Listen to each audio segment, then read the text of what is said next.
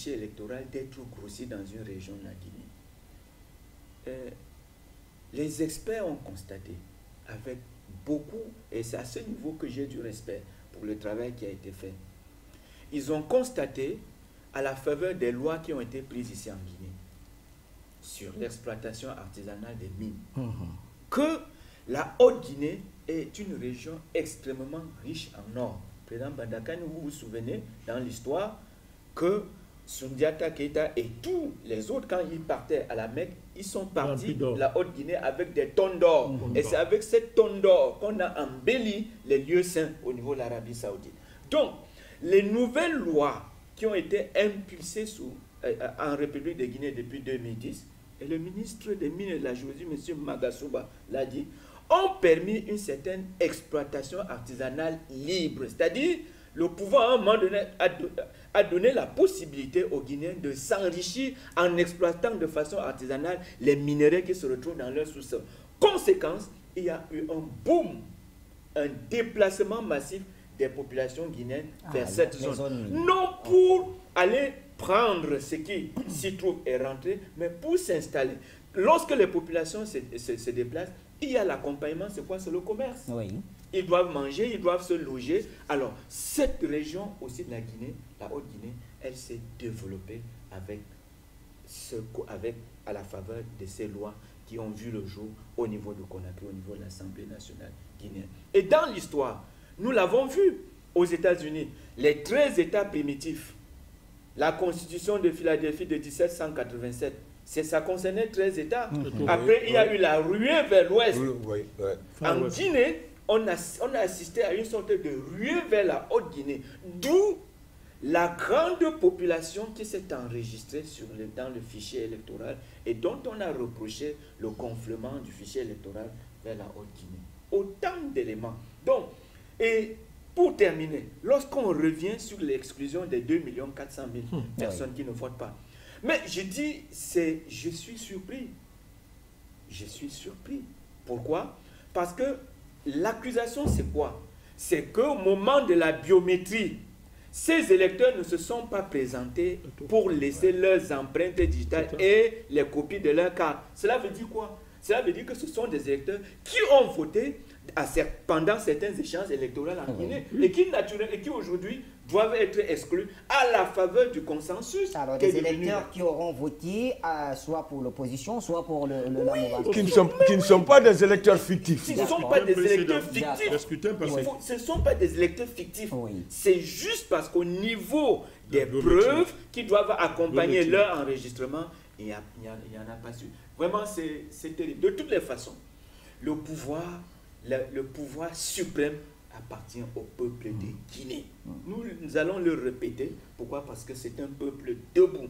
C'est un peuple qui a prouvé aux Africains qu'il pouvait à lui seul porter le continent sur le dos. Et ils l'ont fait. Et je répète à la suite, ils l'ont fait en 1958. La Guinée a porté tout le continent sur le dos. Nous pensons tout simplement que le rapport et les recommandations des experts de la CEDEAO, que le pouvoir accepte et que ceux qui ont récriminé une partie de la population guinéenne, opposition, société civile, qu'ils acceptent cette exclusion. D'ailleurs, qui satisfait ceux qui ont récriminé le fichier pour cause ces personnes qui n'avaient pas de preuve d'enregistrement au niveau du fichier électoral.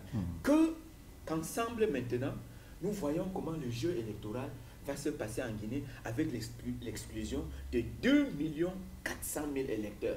Je pense, M. Bachir, à ce niveau, je peux tout simplement dire que nous avons affaire à un pouvoir qui veut gérer non du sommet de la pyramide jusqu'à la base. Sinon, si dans certaines sphères démocratiques, on exclut 2 400 000 personnes, pas parce qu'ils sont fictifs, mais parce qu'il n'y a pas d'éléments accompagnateurs de la preuve de leurs inscriptions. Je pense qu'il faut vraiment réfléchir.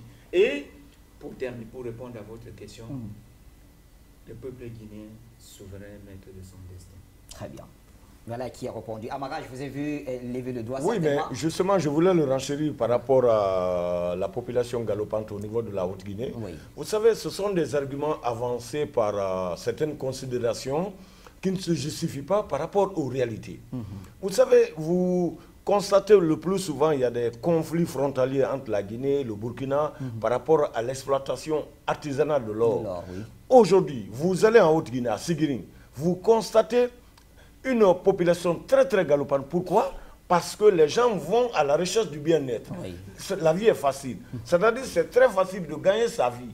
Et ce n'est pas calculé par rapport à la vision d'une formation politique. Non, c'est par rapport à l'intérêt de ceux qui se déplacent pour en tirer profit des ressources internes de cette localité qui est la Haute-Guinée. Oui. Vous allez au Fouta. Presque il n'y a pas d'hommes, ils sont tous à Conakry. Oui, oui, mais non, ce n'est pas une question, ce n'est pas une analyse régionaliste, oui. Non, c'est par rapport aux réalités du vécu social de ceux qui sont sur le terrain et qui n'est pas fait à dessein pour des raisons politiques. Oui. Je voulais renchérir dans ce sens. C'est très important. Je reste avec vous toujours. Alors, on a... oui, je vois que le président veut également parler. Je voudrais, pour ne pas perdre un peu le fil de l'émission, passer d'abord la parole à Yaïbé. Mais avant, je suis toujours avec Amara. Amara, justement, 2 400 000 et poussières de Guinéens qui sont aujourd'hui écartés de la liste électorale. Est-ce que cela ne va pas entacher un peu la crédibilité du scrutin? Bon, entacher de la crédibilité du scrutin, vous savez, le problème a été posé. C'était une revendication. La CENI était restée à l'écoute de l'opposition, de tous les acteurs sociaux, politiques, pour travailler ensemble. Mais à notre grande surprise, à 48 heures du scrutin, le chef de l'État, le président de la République, a pris une décision sage. Il a annulé, reporté les élections du 1er mars pour élaguer ces différences qui opposent les Guinéens. Aujourd'hui que ce travail est fait en profondeur, mais alors, ça veut dire que ce sur quoi on accusait est résolu, mais alors la crédibilité est là. D'accord, la crédibilité elle est là. Et quand viendra-t-il donc de ces 7 autres commissaires? Mais justement sur la toile, la toile n'explose pas par rapport au retour des 7 commissaires issus de l'opposition dans le processus. Et pourquoi? De cette partie de l'opposition qui ne voulait pas participer. Ils ont fait le retrait dans un premier temps.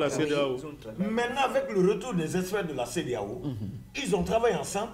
Mais la toile n'explose pas par rapport à ça. Mais pourquoi? Ça veut dire que qui ne dit pas mot consent, ça veut dire que ce sur quoi on a revendiqué, maintenant le problème, la solution est trouvée, mais écoutez, allons-y aux élections. Est-ce que le retour parmi les experts de la CEDEAO pour, bien sûr, faire le monitoring du fichier, est-ce que cela veut dire que ceux qui forment aujourd'hui la coalition du FNDC peuvent concourir? Mais là, le problème fondamental, c'est que les gens n'ont pas compris. C'est que, bon, certains acteurs de la société civile ou politique n'ont pas dit ouvertement. La chute du discours du chef de l'État, le report des élections, il dit que les 7 consultations, ce double scrutin, ne concernent que les partis qui se sont engagés auprès de la CENI. D'accord. Donc, pas une double consultation inclusive. Et là, c'est là le problème. Et là, nous avons tendance à partir vers le renouvellement de l'échiquier politique national. Une nouvelle classe politique verra le jour. C'est ça le doute. Merci Amara. Je vois le président très impatient. Nous passons la parole d'abord à Dr Yaïbé. C'est à vous la parole.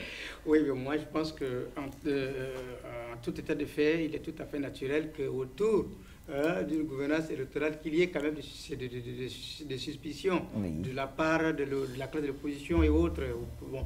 Ce qui est important, c'est qu'aujourd'hui, le président de la République, M. Alpha Condé, a déjà départagé. Il a déjà départagé les choses. Et en réalité, il faudrait maintenant que les Guinéens eux-mêmes se mettent au travail pour qu'enfin, qu'il y ait une élection en Guinée équatoriale, en Guinée-Conakry, autant pour moi, je pense que vous venez de donner une date du 22 de ce mois même. On reviendra.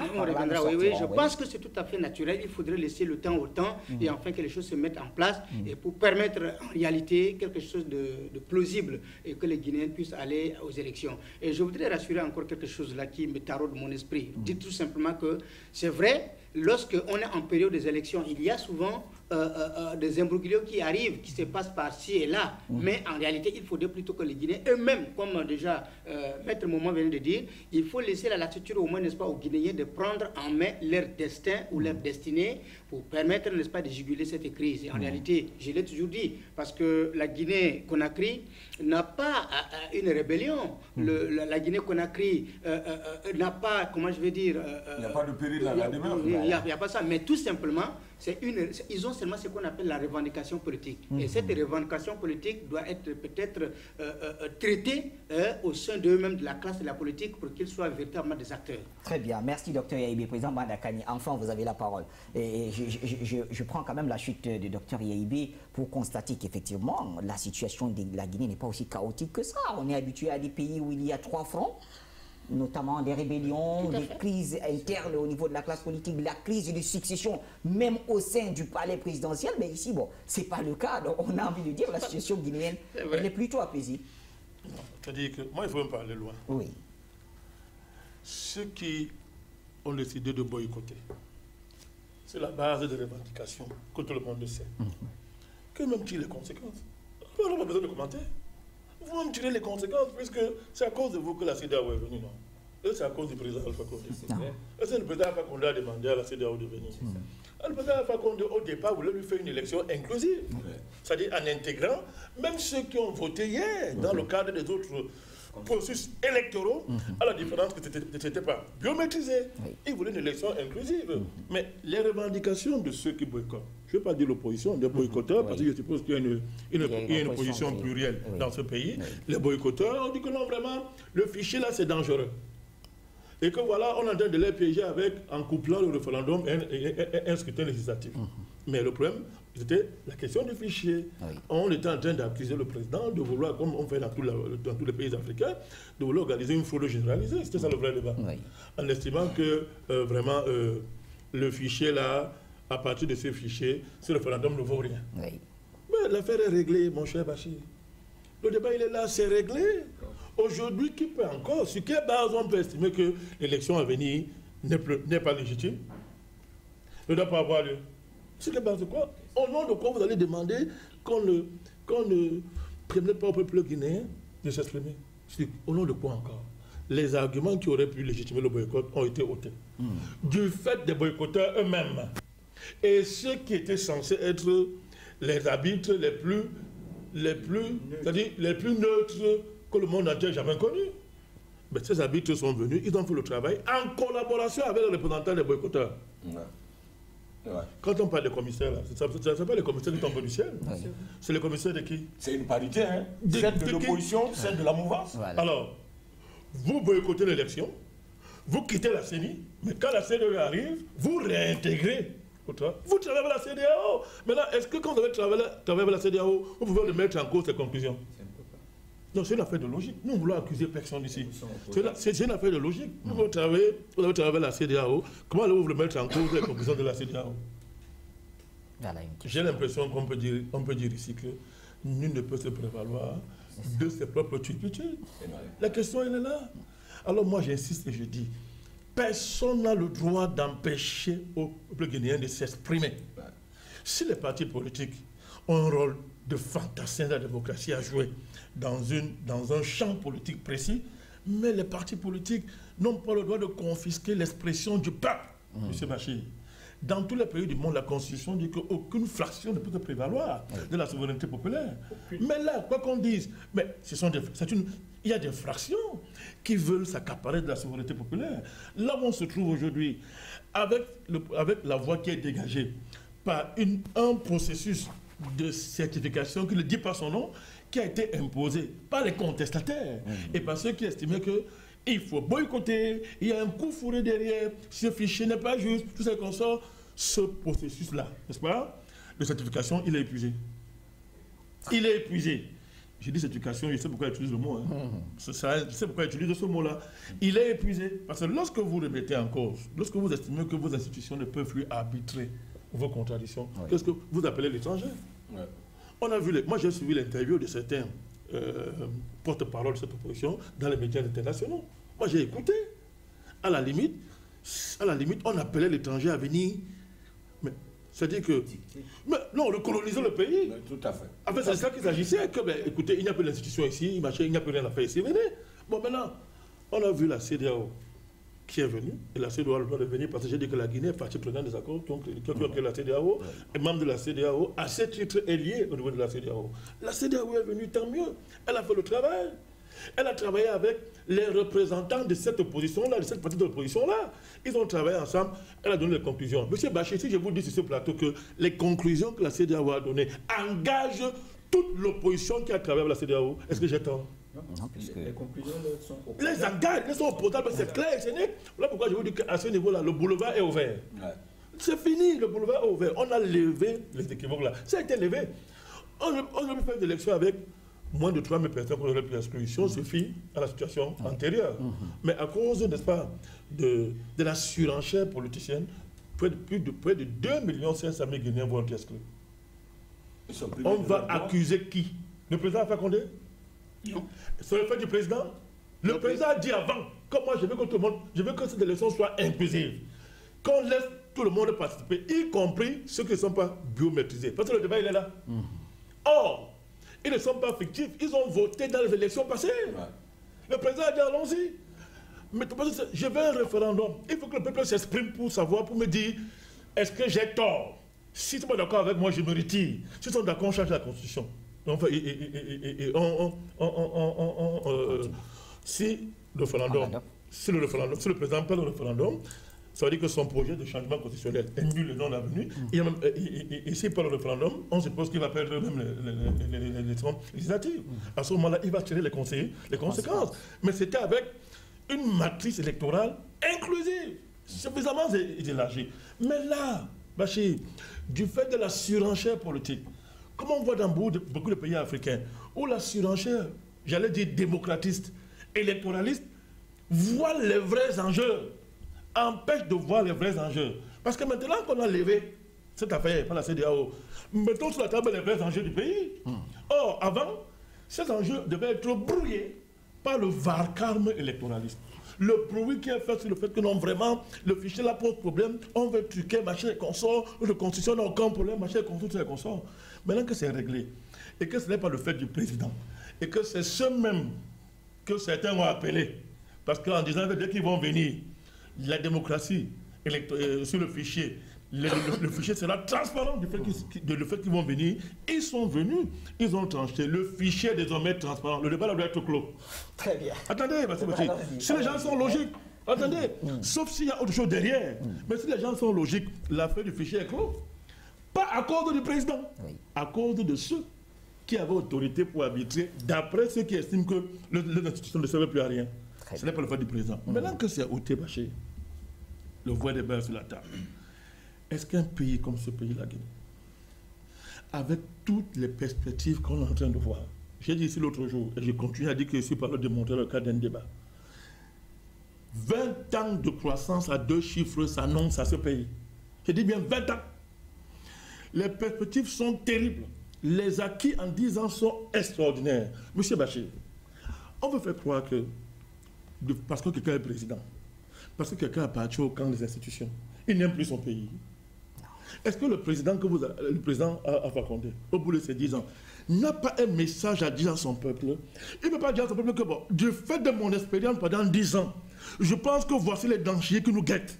Du fait de ce que je suis le président, j'ai accès à des informations extraordinaires.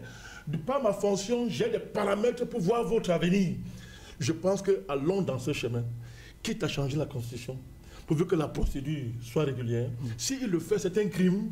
M. Bachir, pourquoi c'est un crime? Qu'est-ce qu'il y a avec les Africains? C'est un crime. Pourquoi est-ce qu'un président de la République qui a le bilan de M. Alpha Condé, je vous ai dit ici l'autre jour que moi, je n'ai jamais été un pro Alpha Condé. Oui. Moi, j'assume mes propos. Hein. Je l'ai dit. Au départ, vous savez que j'étais très critique sur différents plateaux. Il faut le dire, il faut être honnête. Oui. Moi, j'étais très critique. Mais quand j'ai lu le bilan, je me suis mis à fouiller les documents de la Guinée. Je suis arrivé ici, j'ai dit, je veux voir. Mon cher Bachir, j'ai vu les archives, j'ai pris les documents, je les ai croisés pour voir, pour qu'on ne me contredise pas, qu'on ne me coince pas. Sur la base de cela, ce que ce monsieur a fait en 10 ans impose du respect. Dans d'autres pays africains, il n'y a pas eu un tel rythme de performance. Dans mon pays, le Cameroun, il n'y a pas eu un tel rythme de performance en 10 ans. C'est ce qu'il a fait. Et maintenant, quand je regarde les perspectives que son nation ouvre, quand je regarde les perspectives que la Guinée va offrir au continent africain, dans la pure tradition que le père fondateur a laissée, quand je vois ce pays qui a une souveraineté monétaire et qui va consolider son indépendance, qui va la raciner dans une vraie démocratie panafricaniste, quand on voit, pour ceux qui ont lu la nouvelle constitution, j'ai dit ici l'autre jour, on ne peut pas brûler un pays pour ce que vous avez déjà. Ils ont déjà 2 mandats. Le président a dit que la prochaine constitution, 2 mandats, tu pars. C'est écrit dans, j'ai vu. Donc l'affaire là est réglée et c'est réglé. La question d'équilibre de pouvoir, c'est réglé dans la prochaine constitution. Mais je ne vais pas y entrer, on va dire que non, on va loin. Je dis, Bachir, je pose ma question. Peut-être que je suis fou, je peux me tromper. Mais je dis ceci, Bachir. Il faut qu'on ne peut pas empêcher à quelqu'un qui a eu la grâce d'assumer le destin de son pays pendant 10 ans, de dire à son peuple, au regard de l'expérience que j'ai du pouvoir, au regard